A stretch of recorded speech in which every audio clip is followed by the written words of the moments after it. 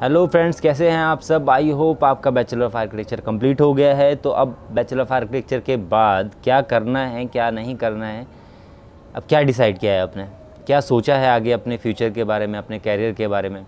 सो इसी बारे में आज हम डिस्कस करेंगे कि क्या क्या हम कर सकते हैं, क्या क्या नहीं कर सकते हैं। सो सबसे पहली बात तो ये है, आप बैचलर ऑफ आर्किटेक्चर के बाद अपनी एजुकेशन को कंटिन्यू कर सकते हैं। सो आप IIT का एग्ज़ाम दीजिए और मास्टर्स में जाइए या फिर MBA भी सेलेक्ट कर सकते हैं। अब फर्दर मास्टर्स में अगर जब आप जाते हैं तो उसमें भी काफ़ी सारी फील्ड्स होती हैं। अर्बन डिज़ाइन है, रिक्रिएशनल आर्किटेक्चर है, प्लानिंग है, टाउनशिप है और वास्तुशास्त्र है। सो काफ़ी सारी फील्ड्स हैं जो सेग्रीगेट हो जाती हैं, उसमें से आपको सेलेक्ट करना पड़ता है। तो ये तो होगी बैचलर ऑफ आर्किटेक्चर के बाद एजुकेशन कंटिन्यू करने के लिए।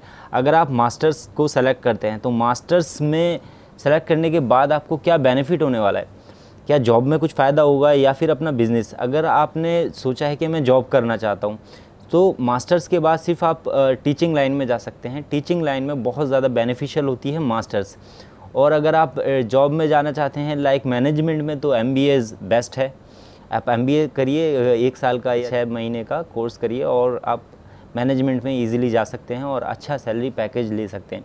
बट अगर आप सोचेंगे कि मास्टर्स करने के बाद मैं कोई आर्किटेक्चर फर्म में कोई जॉब करूं या फिर किसी MNC फर्म में काम करूं तो वो आपके लिए बेनिफिशियल नहीं रहेगी, क्योंकि मास्टर्स की वैल्यू इतनी नहीं है। कोई भी मास्टर्स नहीं पूछता है, सिर्फ बैचलर ऑफ आर्किटेक्चर करें और उसके बाद एक्सपीरियंस गेन करें और आपको अच्छी सैलरी पैकेज मिल जाएगा।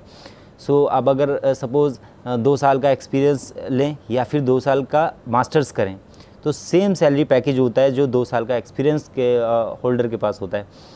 सपोज़ अगर कोई बंदा बैचलर ऑफ आर्किटेक्चर करता है और वो किसी फर्म में लग जाता है, किसी भी सैलरी पैकेज में, फ्रेशर्स की एक सैलरी पैकेज में लग जाता है, तो 2 साल बाद उसकी सेम सैलरी होगी जो मास्टर्स वाला जो बंदा होगा वो लेगा। तो सेम सैलरी पैकेज होगी। तो मास्टर्स का इतना वैल्यू नहीं होता है। सिर्फ टीचिंग लाइन में हाँ बेनिफिशियल होता है कि आप टीचिंग कर सकते हैं, उसके साथ में अपना साइड बिजनेस कर सकते हैं। बट उसमें भी कंडीशन आ जाती है, अगर आप गवर्नमेंट में टीचर्स हैं, गवर्नमेंट कॉलेज में प्रोफेसर हैं, तो उसमें भी आप रिस्ट्रिक्टेड रहते हैं कि आप अपना सेल्फ प्रैक्टिस नहीं कर सकते हैं अपनी। सो ये तो हो गई आपकी एजुकेशन कंटिन्यू रखने की बात। अगर आप चाहते हैं जॉब में जाना तो जॉब के लिए ये सीन है, आप बैचलर ऑफ आर्किटेक्चर करने के बाद सैलरी पैकेज इतना अच्छा नहीं मिलता है जो आप सरवाइव कर सकें। आपसे ज़्यादा इंजीनियर्स या डिप्लोमा होल्डर सैलरी पैकेज उठाते हैं। सो फिर अब जॉब करने का क्या फ़ायदा रहेगा। सबसे बढ़िया है कि अगर आप जॉब करना चाहते हैं तो कोई सॉफ्टवेयर सीखें जिसमें आप अपना बेस्ट दें। कोई भी सॉफ्टवेयर ले सकते हैं क्योंकि आप मार्केट में बहुत ज़्यादा सॉफ्टवेयर हैं। ऑटोकैड जो है वो बेसिक है, सबसे बेसिक। ऑटोकैड तो सभी को आना चाहिए। तो ऑटोकैड तो बेसिक है, तो मार्केट में ऑटोकैड को इतना नहीं पूछा जाता है। तो 3D सॉफ्टवेयर बहुत सारे हैं, लाइक रैबिट है, 3D मैक्स है, स्केचअप है, लूमियन। रेंडरिंग के सॉफ्टवेयर अगर देखें तो लूमियन है, वीरे है, क्रोना है, तो काफ़ी सारे सॉफ्टवेयर्स हैं। अगर आप कोई भी एक 3D सॉफ्टवेयर पे अपना बेस्ट देते हैं और कोई भी एक रेंडरिंग सॉफ्टवेयर है आपके पास, तो आपको अच्छा सैलरी पैकेज मिल जाएगा।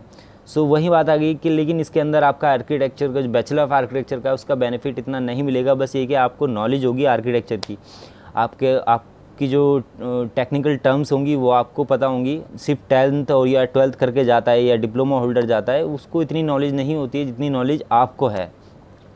सो सॉफ्टवेयर के नॉलेज के साथ और आर्किटेक्चर के साथ आप जा सकते हैं तो अच्छा सैलरी पैकेज ले सकते हैं। बट आप चाहते हैं कि अपना ऑफ़िस करें। अब ऑफ़िस करने के लिए सबसे ज़्यादा ज़रूरत पड़ती है मनी भाई की। अब मनी भाई की प्रॉब्लम सभी के साथ है। अब चलो कई बार क्या होता है, हम लोन ले सकते हैं या किसी फ्रेंड से पैसा ले सकते हैं या फिर कोई भी सपोर्ट कर सकता है। सो उसी फाइनेंशली सपोर्ट की ज़रूरत नहीं है, उसके लिए हमें लिंक्स की भी ज़रूरत पड़ती है। आपकी फैमिली बैकग्राउंड ठीक ठाक है, कोई बिल्डर है या कॉन्ट्रैक्टर है, तो आपके लिए सबसे ज़्यादा बेस्ट है कि आप अपना ऑफ़िस डाल दें।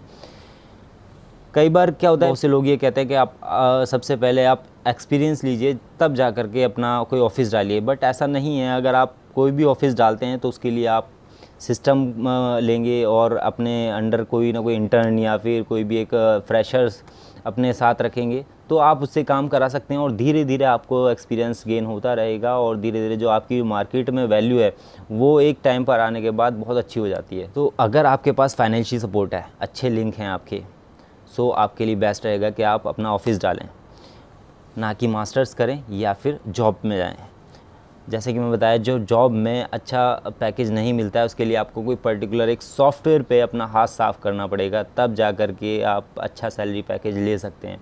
फाइनेंशियली सपोर्ट नहीं कर पाते हैं लोग बाग, उन फैमिली बैकग्राउंड इतना अच्छा नहीं होता है, ज़रूरी नहीं हर किसी की फैमिली में कोई ना कोई कॉन्ट्रैक्टर या बिल्डर हो। सो उस कंडीशन में आपको जॉब करनी चाहिए, कुछ दिन या कुछ साल जॉब करिए, थोड़ी सी अर्निंग करें और थोड़ा सा लिंक बनाएं, थोड़ी सी सेविंग करें। सेविंग करने के बाद अपना ऑफिस आप सेटअप ऑर्गेनाइज कर सकते हैं। सो गाइज़, आई होप आपको सभी को समझ आ गया होगा कि कौन सी फील्ड में जाना चाहिए। सो गाइज़, ये सारी चीज़ें थी जो मैं आपसे डिस्कस करना चाहता था, क्योंकि मेरे साथ भी ये सारी चीज़ें आई हैं और मेरे जैसे काफ़ी सारे फ्रेंड्स होंगे जो ये सारी चीज़ें फेस कर रहे होंगे। कोई भी क्वेरी है, कोई भी प्रॉब्लम है, या कोई आपके पास ऐसी कुछ प्रॉब्लम आ रही है आर्किटेक्चर में जो आपको सॉर्ट आउट नहीं हो रही है, तो आप मुझसे शेयर कर सकते हैं ईज़िली। मैंने डिस्क्रिप्शन में अपनी ईमेल आईडी दे रखी है, आप ईमेल आईडी पे अपना प्रॉब्लम शेयर करिए और सॉर्ट आउट करेंगे। Okay guys, bye bye.